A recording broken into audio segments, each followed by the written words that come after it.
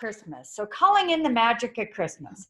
Why would I choose this? Well, probably a couple of days ago, I started to notice that, oh, I wanted to watch a Christmas movie. And then I wanted to find some old classic songs. And Steve came home from work and I was jingling, playing the music, making dinner.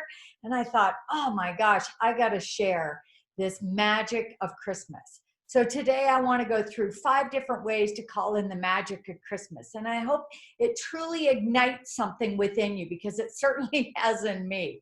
So I had a client that lives in, well, they've just bought this house that I sold them up in Redstone. And if you knew our area and you knew Redstone, it's like the picturesque, perfect Christmas place where, you know, there's trees there that are evergreens 300 years old, and there's old antique stores, and it's just a chimerical one street basically downtown.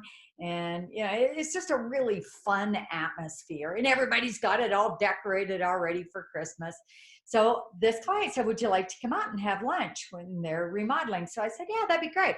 So I packed up my dog, and on my way there, it was a really interesting, I didn't think much of it, but I came around this corner and I took a little different road. And as soon as I turned the corner, there was a woman there with a horse and carriage, and the big long bus style carriage, which my dad, I'm sure I've said it before, had a lot of horse carriages. So when I turned the corner, I had this nostalgic kind of tear in my eye, like, oh, horse and carriage, and a woman's driving the horse and carriage. And so then I carried on with my little tears and went ahead and on my way off to Redstone. So I get up to Redstone and we have a wonderful time, and my dog plays like crazy with their dog. And then I thought, you know what? I'm going to stop at the antique store because I've been feeling Christmas. I'm going to see if there's any gifts I can find anyone. So I looked all around the shop and nothing jumped out at me, but boy, they had everything there. Then I thought, I'm going to take my dog for a walk. Even though she's had her exercise, I haven't had mine.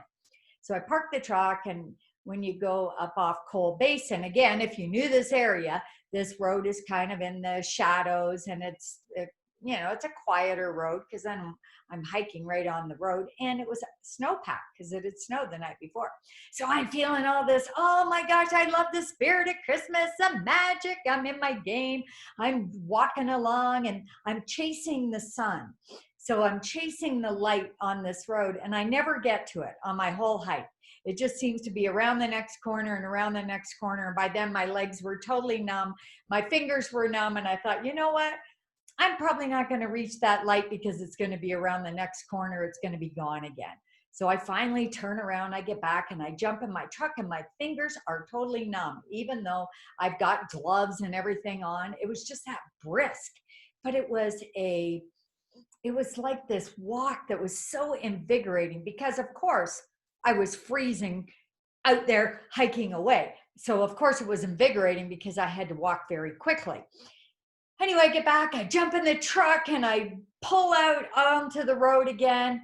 And I realize as I'm pulling out in the road, my fingers are so cold that I can't quite turn the truck into the right lane.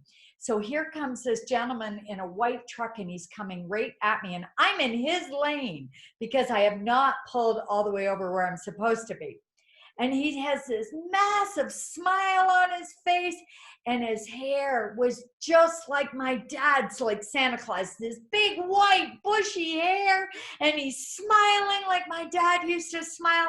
And I'm telling you, I took a look and I got my truck over, like obviously I was like in that, and then the tears. Oh my gosh, the tears from this gift of seeing someone that looked just identical to my dad. It was like going in a fairy book, and all of a sudden you get to see somebody that's already passed and in somebody else. It just, oh my gosh, the feelings, there wasn't even a second that I even had an option whether I was crying or not. It just was like this flood of tears that came over me.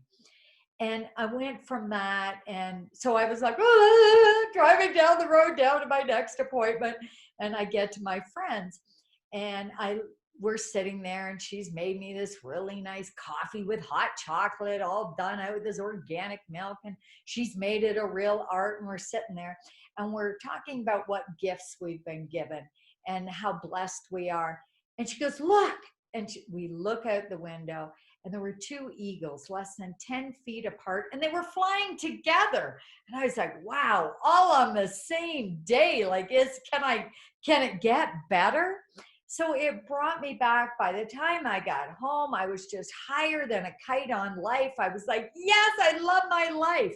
And this is what I believe, this magic of Christmas, is that I'd already gotten myself in. I had brought in and invited the spirit of Christmas, the magic of Christmas before.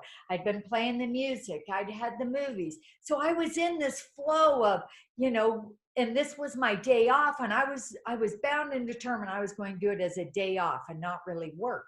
So I was open. So that is my first point, that this idea of immersing yourself in the spirit of Christmas brings these blessings and these gifts to you, because unless you're open to it, I don't know if it just shows up, because it is to do with that vibration. So that is the first thing that I'd like to invite you to do, is to really immerse in that magic of Christmas. And the second one is to do random acts of kindness. So I just got this out of a book yesterday. And when I was reading it in the book, I was thinking, 3 random acts. So I put it on my board last night. And this morning I went, okay, what am I going to do for well, they came to me. And I also realized that a random act of kindness is prayer. Think about our wonderful, wonderful Virginia, who wrote prayers out for people all over the world. That is an act of kindness.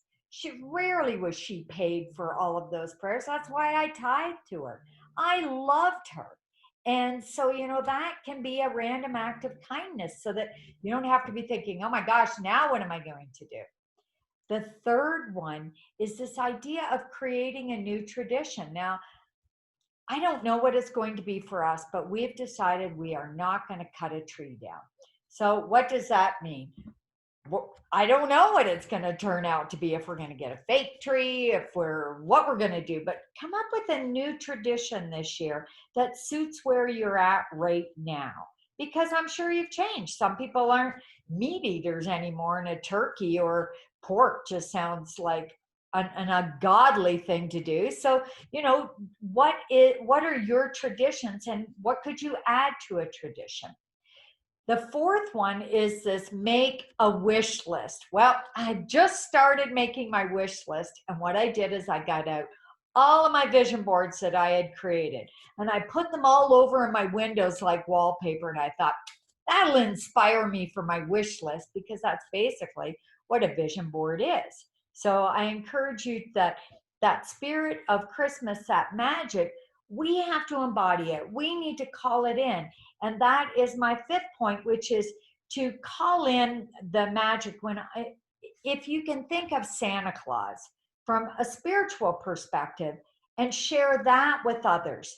And so what that was for me is, this morning I was doing a spiritual mind treatment. I didn't know what was going to come out of me. You do a spiritual mind treatment, you're the vehicle. So I started talking about, and the divine, the infinite possibilities is like one big power station, and we're all plugged into that power station, or we're not. So that is what I want you to see, is Santa is like plugging into the power station, the infinite possibilities, the divine. Because there is a magic when we are connected and in the flow with the divine. Things weave together quite graciously.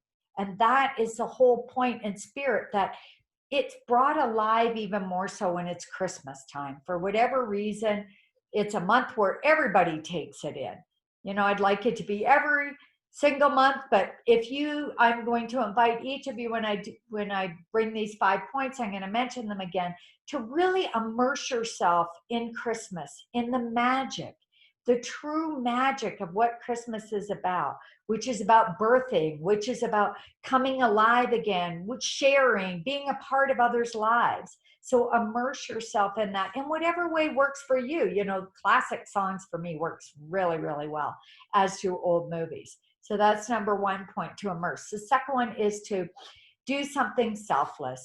3 random acts of kindness, and don't make it a big project, but it's really easy to do random acts of kindness. Like I said, prayer could easily be one of those. The third one, to create a new tradition. And that new tradition might be as simple as you decide that you're going to decorate differently, or you're going to get different decorations because you're a different person now than maybe you were before when you pull out your old Christmas. Or maybe you're going to go with a one color theme, whatever it is for you. The fourth one, make a wish list. My gosh, is it only for kids that God is there? No, it's for us as well. We have to activate that spirit in us and believe in those infinite possibilities. So if it's a job that you want, if it's a business, if it's clients you're calling in, call it in. Call it in on your wish list of, hey, guess what, divine? And I would transpose Santa for spirit, or Santa for the divine, whatever word it is for you, because there is that wholesome quality that is activated. And I believe that spirit, we can all tap into that. And the fifth one is this idea of transforming Santa as this big energy plant that we're all a part of. And we can activate that by just tuning in to the divine within. So activate and share the spiritual perspective this, this holiday season, this whole month, because the version of Santa and commercialism, we all know what that looks like. But what does it look like if everyone did 3 random acts of kindness? If everyone immersed in the Christmas spirit, what does that look like for our world? So that is what I want to leave you with, is to open to those new possibilities and how you see and call in the wonderful, wonderful magic of Christmas. Thank you.